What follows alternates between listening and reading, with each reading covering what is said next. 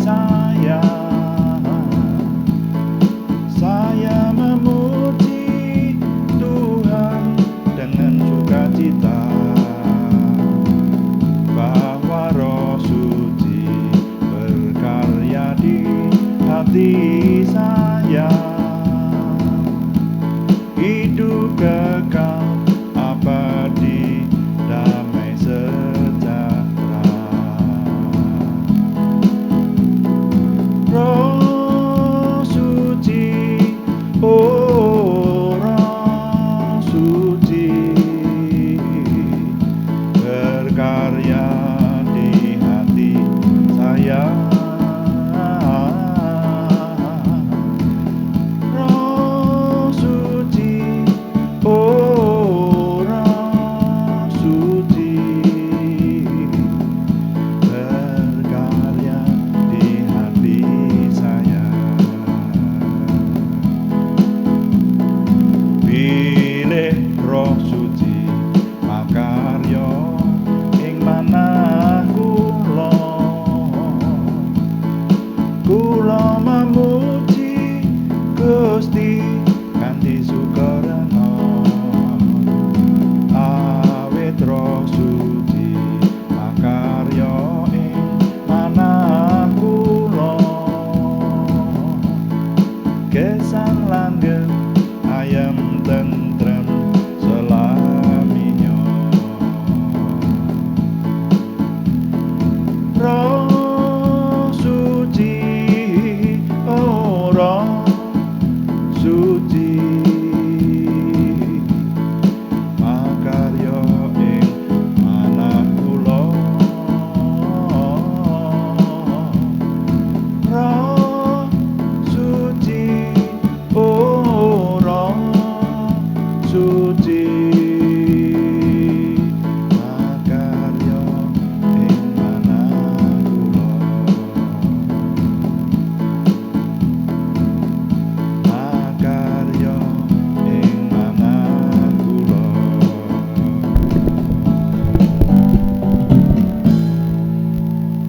Bapa, kami mengucap syukur untuk malam hari ini. Tuhan memberkati kami, dan sekarang kami mau melanjutkan doa malam kami untuk merenungkan firman Tuhan dan juga untuk melayani Tuhan dengan doa. Urapi semua yang kami kerjakan sehingga kami diberkati, dan kami menyerahkan melalui pelayanan ini.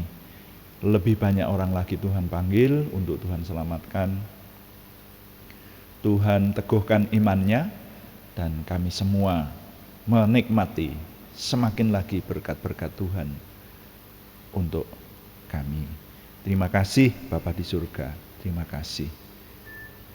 Dalam nama Tuhan Yesus Kristus kami berdoa. Haleluya. Amin.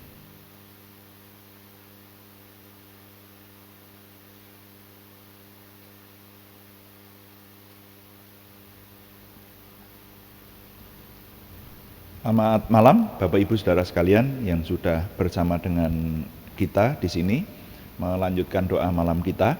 Dan saudara, mari kita memperhatikan firman Tuhan malam hari ini. Saudara, saya masih melanjutkan menjawab pertanyaan dari Ibu Titin Joko Susanto di Salatiga ya.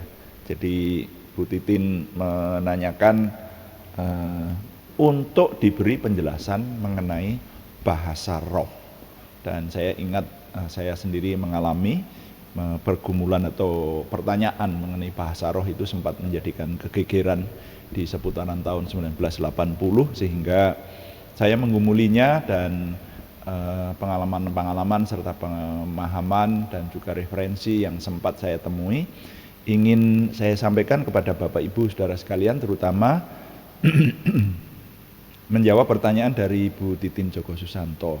Nah, bahkan minta diberi contohnya seperti itu ya. Kalau contoh, sekali lagi besok ini kita gumulkan, karena yang namanya bahasa roh itu karunia roh ya. Kemarin kita sudah menggumulkannya ya, karena ini yang ketiga ya saya menjawab, makanya judul renungan ini adalah Karismatika part 3 saudara ya. Karismatika part 3 apa 4 ini? Ya, part 4 ya. Iya, part 4 ya. Ya, jadi judulnya adalah bahasa roh dan karunia hikmat, ya. Bahasa roh dan karunia hikmat, subjudulnya. Nah, mari kita baca lebih dulu 1 Korintus pasal 12. Kemarin sudah kita baca hampir semuanya itu ya. Jadi ayat 1 sampai 11. Nah, di sini yang menjelaskan mengenai karunia hikmat itu ayat yang ke-8, Saudara. Jadi di sini dijelaskan mengenai apa yang diistilahkan dengan karunia-karunia roh. Bagi saudara yang terlambat mengikuti, silahkan klik lagi membuka Karismatika part 3. Jadi sebelumnya ya, sekarang part 4 ya, benar ya. Jadi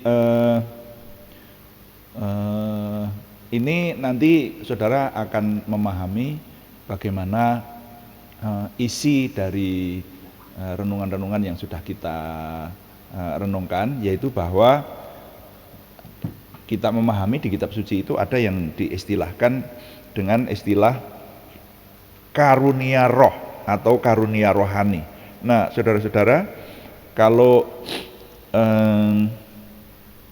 berbicara mengenai karunia roh, ini sekali lagi ada umat Kristiani yang bisa menerima, ada umat Kristiani yang tidak bisa menerima atau tidak mau menerima. Jadi ada kalangan Kristiani yang mau menerima, ada yang tidak mau menerima. Nah, saya ingin menjelaskan dua-duanya. Kalau yang tidak mau menerima istilah karunia roh ini, maka untuk mengartikan apa yang dijelaskan di dalam 1 Korintus pasal 12 ayat 1 sampai 11 ini, karunia roh itu diterima sama dengan karunia Tuhan yang lain. Jadi karunia Tuhan ya sudah, segala sesuatu yang kita terima dari Tuhan itu disebut karunia Tuhan atau karunia roh gitu.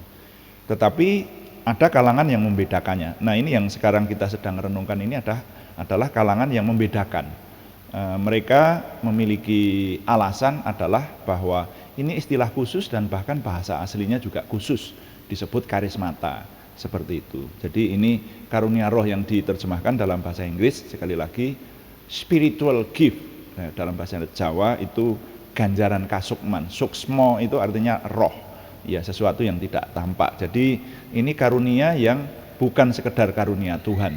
Nah, makanya di sini disebutkan ada 9 karunia, saudara ya. Kemarin sudah kita renungkan ya, 9 karunia. Nah, mari kita teliti satu persatu. Ini yang pertama di ayat yang ke-8 ini.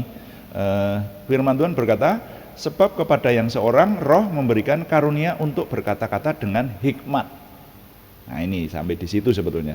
Tapi ayat 8 kita habiskan. Dan kepada yang lain roh yang sama memberikan karunia berkata-kata dengan pengetahuan.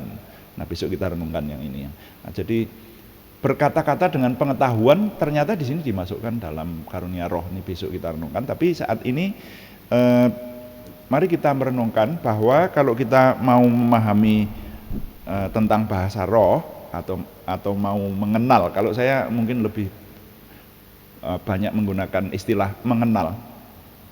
Kalau kita mau mengenal bahasa roh, itu jangan hanya bahasa roh saja, tetapi juga yang lain dikenal. Nah, ini dikatakan ada karunia hikmat atau karunia berkata-kata dengan hikmat. Ini sebetulnya apa itu hikmat? Saudara yang sudah tekun mengikuti doa pagi maupun doa malam bersama dengan saya, sudah dibekali harusnya pemahaman kita, yaitu bahwa yang namanya hikmat itu diartikan pemahaman atau pengetahuan sehingga orang dapat mengerti apa yang harus dilakukan dan mengerti apa yang tidak harus dilakukan. Nah, itu hikmat. Makanya kita sudah mengumpulkan dulu ya, Salomo itu diberikan hikmat oleh Tuhan sehingga dia memiliki segala sesuatu istilahnya. Ya, itu raja terbesar yang pernah diceritakan oleh Alkitab. Dalam sejarah suci tidak ada raja yang melebihi dia. Bahkan mungkin sampai sekarang, saudara, Dia memiliki istana yang memiliki 1000 kamar dan dia memiliki 1000 istri. Nah, ini luar biasa. Ini menggambarkan bahwa dia memiliki kemuliaan yang sedemikian rupa. Sampai akhirnya hal-hal yang duniawi itu sebetulnya membawa dia kepada hal-hal yang mengkhawatirkan. Kalau kita meneliti dari kehidupan Raja Salomo kan seperti itu. Nah, tapi tema kita kali ini bukan mengenai Raja Salomo, tapi mengenai karunia hikmat. Nah, yang sudah kita pahami, hikmat itu, di dalam hikmat itu isinya, di situ ada kecerdasan, di situ ada kepandaian, di situ ada kesopanan, di situ ada kebijaksanaan, di situ ada apa lagi? Ada hal-hal yang baik, di situ ada kekudusan, di situ ada kebenaran, itu hikmat. Jadi hikmat itu mencakup semuanya itu. Kalau kita, pengertian saya begitu saudara ya. Jadi mungkin kalau di dalam kamus beda lagi artinya. Tapi kalau kita memahami dari apa yang dimaksud oleh Tuhan melalui firman-Nya, hikmat itu seperti itu dan itulah yang benar. Jadi kalau orang punya hikmat itu, wah ini orang ini luar biasa. Hidupnya sukses besar ini, pasti. Karena punya hikmat saudara. Nah orang yang hidupnya tidak sukses pasti cenderung tidak punya hikmat. Atau kebalikannya, orang yang semakin tidak punya hikmat semakin tidak sukses. Karena apa? Karena orang yang punya hikmat itu tahu apa yang harus dilakukan dan tahu apa yang harus tidak dilakukan. Tapi kalau tidak punya hikmat, semakin turun begini, kurang hebatnya kurang, itu semakin tidak tahu apa-apa. Dan orang yang tidak punya hikmat itu adalah orang bodoh, dan yang paling nol lagi, paling di bawah orang bodoh adalah orang gila. Orang gila tidak punya hikmat. Gitu saudara. Tapi kalau orang yang punya hikmat itu tahu, makanya orang yang punya hikmat, coba tanya orang-orang yang kaya-kaya, orang-orang yang berhasil, orang yang mulia itu pasti orang yang punya hikmat. Nggak ada orang gila mulia, ya toh. Orang yang bodoh banget, bodoh bener jadi pejabat gitu, enggak. Pasti yang jadi pejabat, yang punya kemuliaan itu, yang menduduki hal-hal yang walaupun bukan pejabat tetapi mendapatkan penghormatan di tengah masyarakat adalah orang yang punya hikmat. Nah, pengertian saya kemarin dulu baru sampai di sana. Tapi di sini ini dikatakan bahwa karunia hikmat itu adalah karunia roh. Ini menyangkut hal-hal yang supranatural. Makanya saya mengajak Bapak Ibu Saudara merenungkan lebih lagi. Rupanya yang dimaksud dengan hikmat itu lebih daripada sekedar kecerdasan, kebijaksanaan, kebenaran tadi. Bukan hanya sekedar itu. Tapi ada hal gaib, ada hal supranatural yang kita pahami dari hikmat ini saudara ya. Saudara-saudara,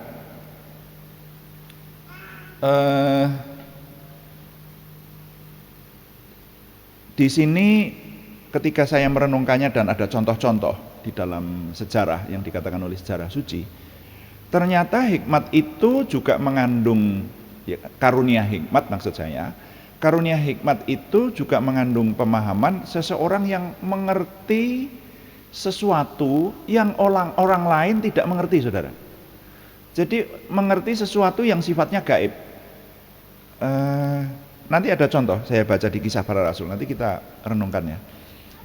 Itu kalau saya, ya karena saya hidup di Jawa Tengah saudara ya, saya membandingkannya dengan bahasa yang ada di Jawa Tengah ini. Hikmat itu sering diterjemahkan dengan bijaksana atau wicaksono, tapi itu kurang, bukan hanya bijaksana hikmat itu, bukan hanya wicaksono. Tapi di dalam bahasa Jawa ada satu kata yang menunjukkan lebih dari kebijaksanaan. Kata apa itu? Waskito.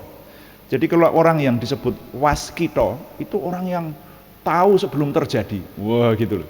Ya, ini wong waskito, nah, gitu. Orang yang ya bahasa Indonesianya hikmat. Itu saudara. Ya. Jadi orang yang berhikmat itu tahu apa yang akan terjadi. Loh benar ini. Ya. Dan saudara-saudara yang cinta Tuhan, yang hidup dalam Tuhan, yang sungguh-sungguh mengasihi Tuhan, saudara akan bisa menghayatinya. Berhadapan dengan seseorang itu saudara akan tahu, ini orang ini wataknya begini, nanti akhirnya begini.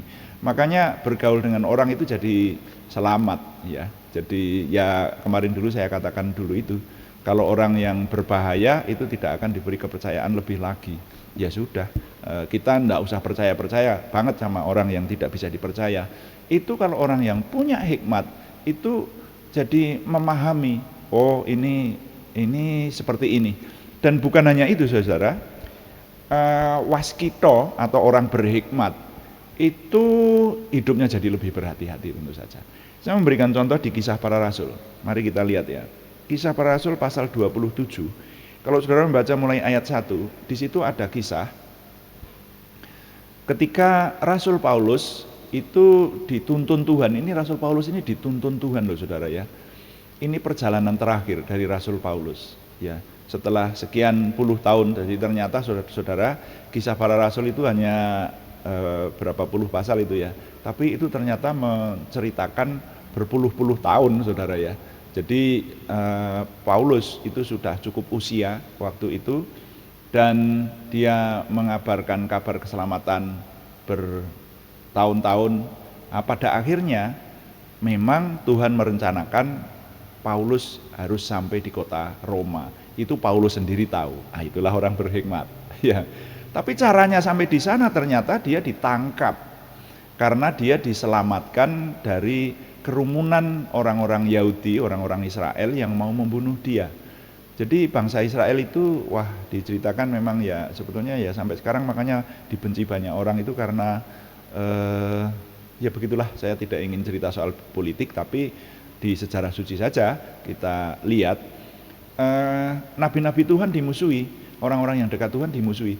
Nah, termasuk Paulus itu berdebat dengan, atau disidang lah tepatnya, disidang di tengah-tengah Sanhedrin dan ada ancaman pembunuhan ya, sehingga diselamatkan oleh prajurit Romawi. Ingat, umat pilihan Tuhan waktu itu masih dijajah Romawi ya, setelah zamannya Tuhan Yesus zaman Tuhan Yesus, zaman para rasul lah, seperti itu. Nah, tapi dia itu dinilai sebagai pesakitan, sebagai terdakwa seperti itu. Makanya Paulus berkata, saya tidak mau diadili di sini, yang mengadili saya harus Kaisar Romawi. Nah, itu ternyata motivasinya supaya dia sampai di kota Roma, begitu saudara ya. Karena Tuhan sudah berkata kepada Paulus bahwa dia akan mengabarkan kabar keselamatan sampai di kota Roma. Nah, perjalanan ke Roma itu yang diceritakan di Kisah Para Rasul pasal 27 ini. Jadi sampai di satu tempat namanya Kreta, di pulau Kreta itu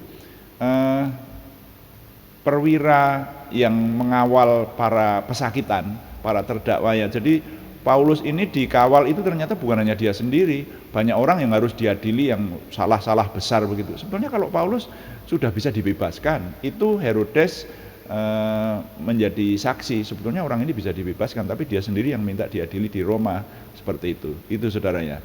Nah, ya itulah, saudara kalau memahami Kisah Para Rasul juga ada keasikan tersendiri. Nah, saudara, kemudian zaman dulu perwira kapal itu kalau membawa pesakitan ke ibu kota, itu belum punya kapal sendiri, numpang kapal dagang. Seperti itu. Jadi di kapal itu ada nahoda kapal dengan anak buahnya, ada orang-orang lain juga, tapi ada pasukan prajurit Romawi yang mengawal rupanya puluhan orang untuk diadili di kota Roma. Nah, dia berangkat dari pulau Kreta itu termasuk Paulus di dalamnya. Ketika mau berangkat, Paulus sudah berkata jangan berangkat sekarang, berbahaya karena nanti menghadapi bahaya di laut. Tapi mereka tidak mendengarkan usulan seorang pesakitan. Mereka tetap berangkat, percaya kepada jurumudi. Ketika jurumudi berangkat, maka kapal itu diombang-ambingkan oleh angin sakal, tidak bisa dikuasai oleh awak kapal sampai belasan hari, saudara. Nah, dikisahkan di sana mereka sudah stres karena angin membawa mereka kemana-mana, nggak tahu nanti sampai di mana ini kapal ini gitu, saudara. Dan saudara nanti baca mulai ayat 1, di sana diceritakan itu langit matahari nggak pernah kelihatan. Wah, jadi selama puluhan hari itu mereka ini tersiksa. Jadi saudara bisa membayangkan di situ terjadi stres besar, saudara. Ya, dan nggak main-main, jumlahnya 276 kapal besar ini untuk ukuran waktu itu, saudara. Ini kapal besar. Dan ini terombang-ambing di tengah laut sampai mereka sekian puluh hari itu tidak makan, sekian belas hari itu ya.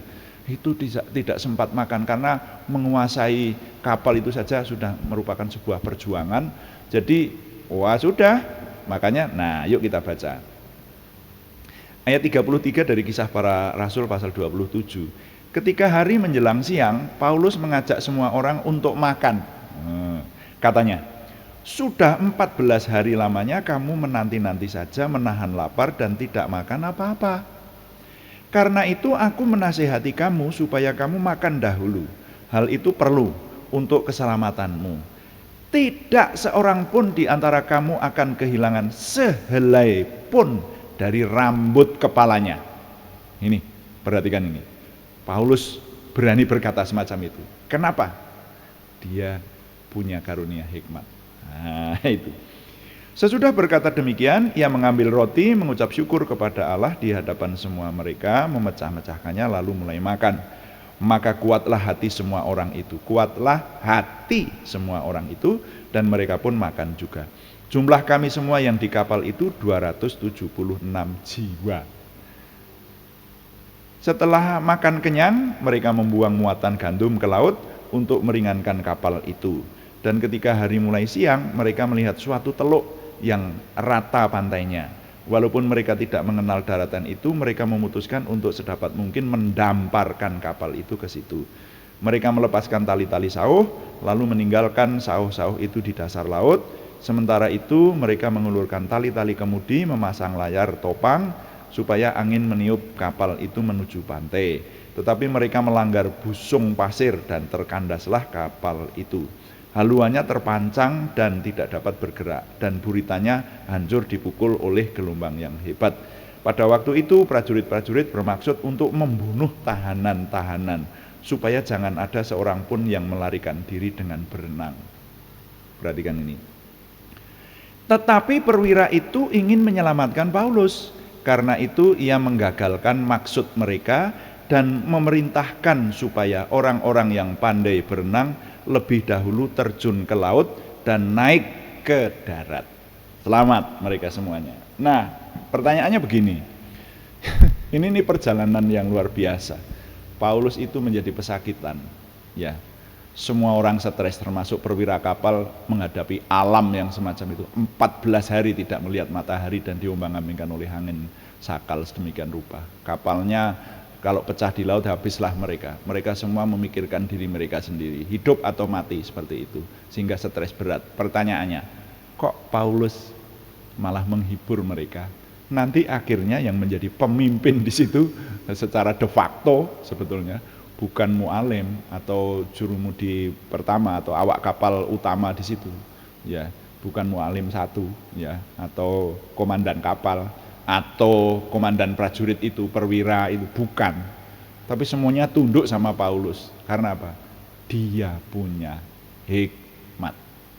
Nah, inilah yang dimaksud oleh firman Tuhan ini yang dapat saya terima, bahwa Roh Kudus itu memberikan karunia hikmat, dan itu berlangsung sampai sekarang, saudara ya.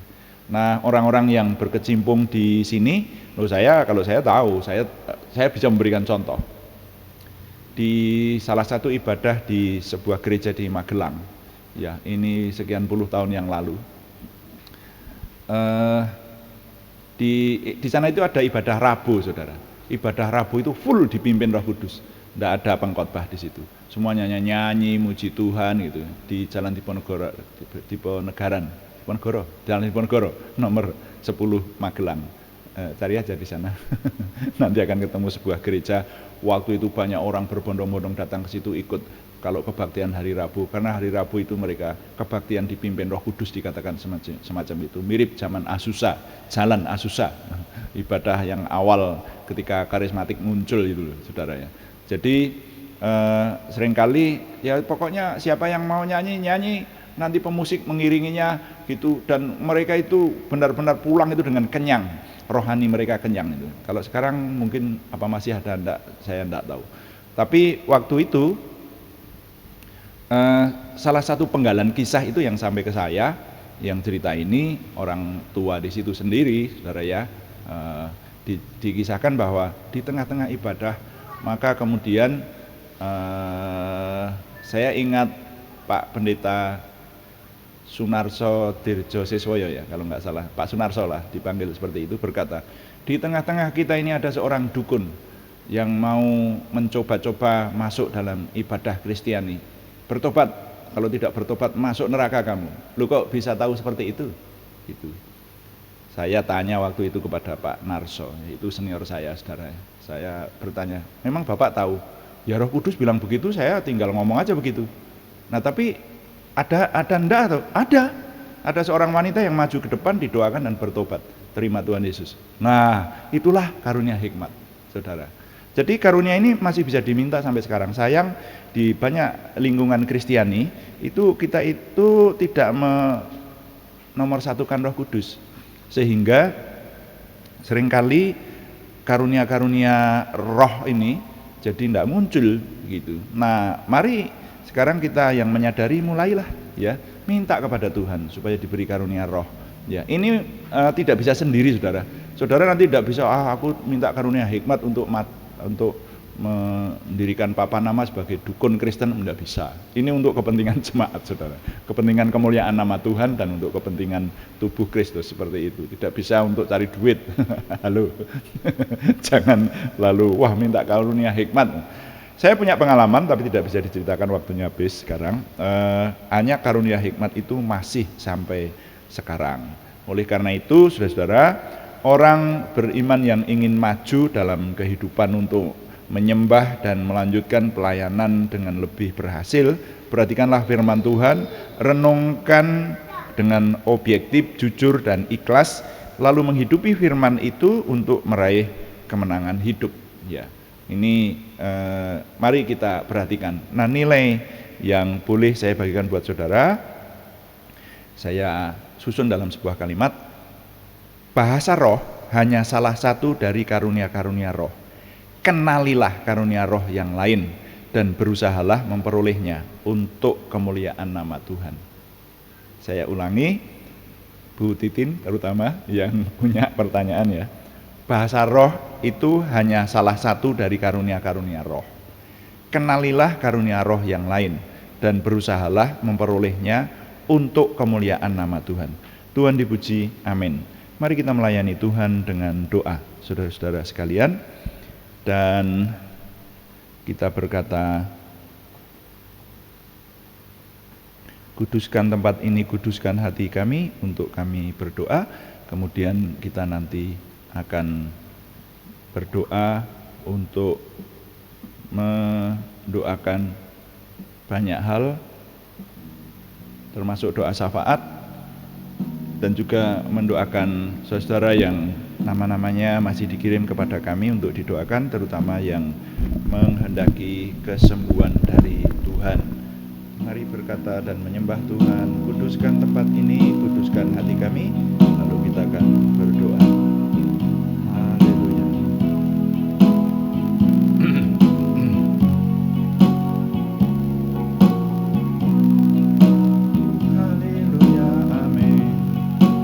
Kuduskan tempat ini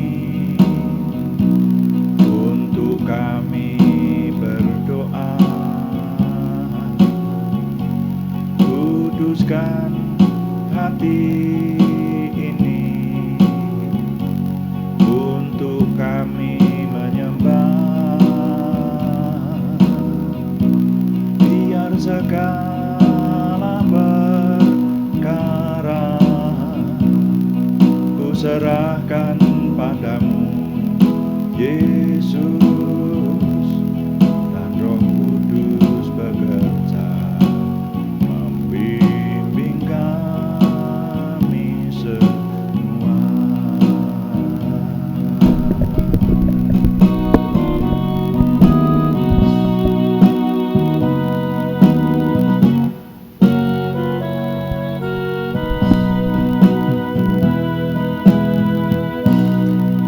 Bapa di surga yang kami kenal dalam nama Tuhan Yesus Kristus, kami sungguh mengucap syukur Tuhan memberkati kami. Malam hari ini kami menyelesaikan doa malam kami. Sekarang kami melayani Tuhan dengan doa. Kami menyerahkan doa syafaat kami, khususnya untuk bangsa dan negara kami. di mana kami tinggal dan juga kota-kota di mana kami tinggal dimanapun kami berada. Oh Tuhan, kami mohon Tuhan memberikan kesejahteraan kepada kota kami, tempat di mana kami tinggal, sehingga kami menjadi orang-orang yang menikmati damai sejahtera dari Tuhan. Terima kasih untuk firman-Mu, sehingga menambah lagi, sehingga kami semakin luas pemahaman kami akan firman Tuhan. Selebihnya tuntun kami supaya kami dapat memilih jalan yang baik. Ketika kami menekuni firman Tuhan, maka tinggal kami menghadapi pilihan-pilihan. Karena itu Roh Kudus kami mohon dominan menuntun kami, sehingga kami berjalan dalam jalan kebenaran Tuhan, sehingga hidup kami penuh dengan kemenangan. Terima kasih Bapa di surga, kami menyerahkan nama-nama yang dalam minggu ini masih dikirim kepada kami, yang membutuhkan kesembuhan dari Tuhan.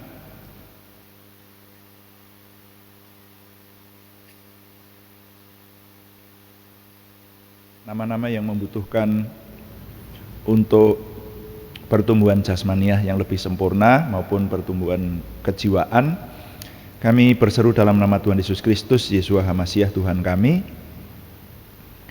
Tuhan memberikan kesempurnaan kesembuhan kepada saudara kami Aryati Wirawan, saudara kami Alni Setiawati, saudara kami Budi Suswanti, saudara kami Yohanes Sutarman, saudara kami Elisabeth Sri Mintawati Indah Purwaningtyas, semuanya di Purwodadi. Saudara kami Alek Giovanno Wibowo, saudara kami Supriyanto, semuanya di Salatiga. Saudara kami Siti Rondia, saudara kami Cahyani Bagiowati, semuanya di Semarang.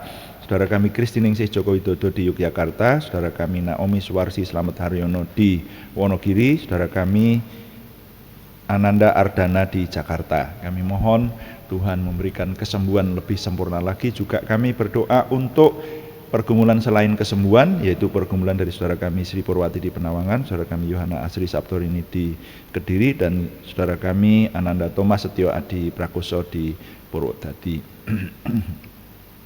Kami mohon Tuhan yang menjawab doa kami, doa dari nama-nama yang kami sebutkan juga, bahkan juga nama yang belum kami sebutkan tetapi yang berdoa bersama dengan kami saat ini, yang mengharapkan kesembuhan dari Tuhan. Kami menyerahkan Tuhan yang memberkati, memberikan kesempurnaan kesembuhan. Dalam nama Tuhan Yesus Kristus, Yesus HaMasyiah, Imam Besar Agung kami. Terima kasih Bapa, kami setiap hari Tuhan berkati, dapat melayani Tuhan. Kami mohon Tuhan yang menolong sehingga kami dapat menyempurnakannya, menyelesaikan hal-hal yang lebih baru, lebih maju lagi untuk kemuliaan nama Tuhan dalam pelayanan kami. Sehingga kami mengucap syukur setiap hari Tuhan memberikan kepada kami kemampuan untuk merasakan percaya diri bersama dengan Tuhan. Semakin mengenal Tuhan, semakin memiliki optimisme, antusiasme, semangat dan bergairah menyambut masa depan kami untuk menang bersama dengan Tuhan. Terima kasih Bapa, kami mohon Tuhan yang menyempurnakan doa kami oleh pertolongan dan pimpinan Roh Kudus, karena semuanya kami persembahkan dengan mantap percaya dalam nama Tuhan Yesus Kristus Juru Selamat kami. Haleluya. Amin. Demikian doa malam hari ini, Bapak Ibu Saudara sekalian. Mari kita tetap tekun mendekat kepada Tuhan, merasakan kehadiran Tuhan. Dan saya memberitahukan bahwa doa melalui online ini dilaksanakan sehari 2 kali, yaitu doa pagi pada jam 5 pagi dan doa malam pada jam 6 atau jam 18 waktu Indonesia Barat, seperti yang kita laksanakan sekarang, saudara ya. Renungan-renungan yang ada itu dapat dinikmati, ada di channel kami. Yang ingin mengikuti renungannya sejak kitab Kejadian bisa membuka di sana, saudara ya. Yang renungan pagi itu kita meneliti seluruh isi kitab suci akan kita selesaikan. Kami tetap mengharapkan dukungan Anda. Terima kasih kepada semua yang mendukung kami. Dukungan doa, dukungan subscribe, like, komen, dan share, bagikan kepada teman-teman lain sehingga lebih banyak lagi yang diberkati bersama dengan kita. Selamat malam, Tuhan memberkati. Amin.